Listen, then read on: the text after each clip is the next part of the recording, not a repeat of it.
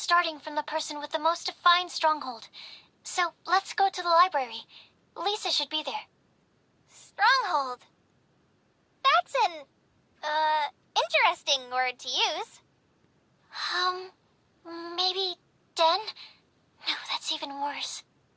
How about layer?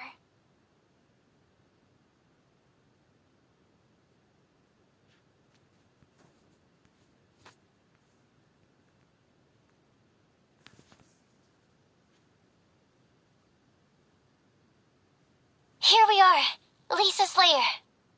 Oh no, that was a bad word choice. Now Sucrose is using it. It's all my fault. Lisa, might I ask if... Huh?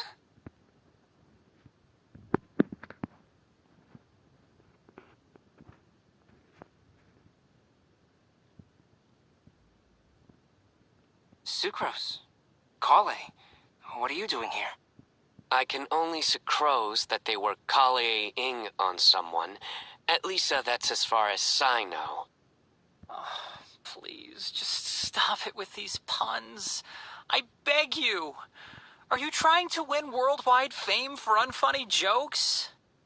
Is Lisa not here at the moment? Surprising, isn't it? She went out. I'm afraid it's just us here looking for information. Except me. I'm not here for information.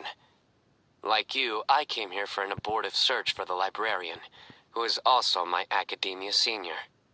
Oh, so you studied in the same darshan as Lisa? That's right. Her mentor in Sumeru was also my benefactor. We were both Spontamod students. Wow, that's cool. But wait, we're getting sidetracked. We came here to look for some information. Kale and I are investigating a prophecy, and we were hoping you all might be able to help. Oh? What sort of prophecy?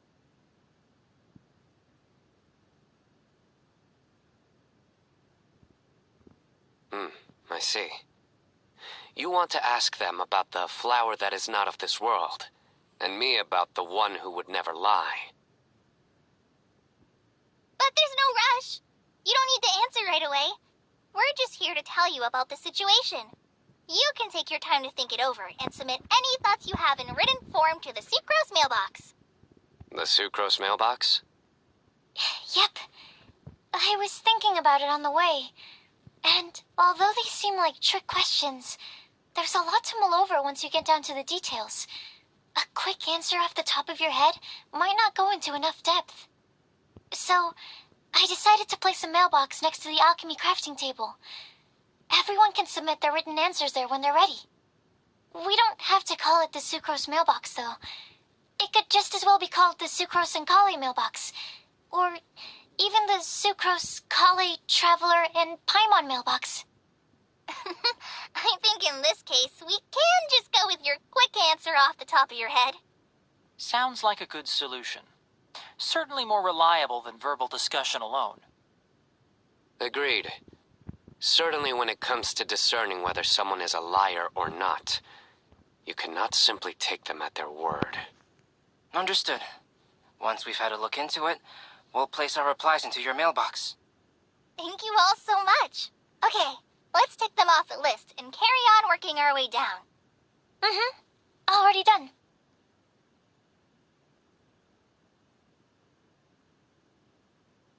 I'm pleasantly surprised to see those two introverts getting along so well. Do you get the feeling that Kale's return to Mondstadt has emboldened her more contrarian side? Yes, I'd noticed that too. Traveling and meeting old friends are both good for the body and soul. And isn't rediscovering one's youth while revisiting old haunts a worthwhile pursuit? When I first met Kale, she'd never known happiness or youth. But things are different now. Her Elazar being cured was a huge milestone in her life. Kale is a very sensitive and introverted child. I'm sure you must have noticed that too, Альбедо. From the time she's been in my care, I've observed that she's actually a very lively character by nature. But she had a very rough start in life, and it changed her. So, might I assume that your respective claims of looking for plants and artists in Mondstadt were just pretexts? I wouldn't say that. Both Kale and Genius Invocation TCG are very important to me. Would it really kill you to just say yes in this situation? Fine. Yes. We came out of concern for Kale. She's been back to Mondstadt of her own accord several times, but it has led to no significant improvement in her mood.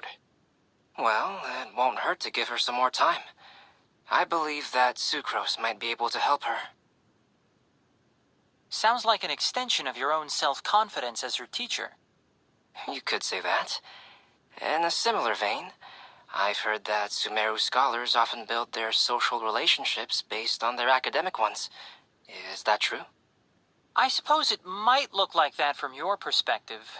Sumeru society is something of a special case. The reason it is known as the City of Learning is because all of its resources are in some way linked to academia.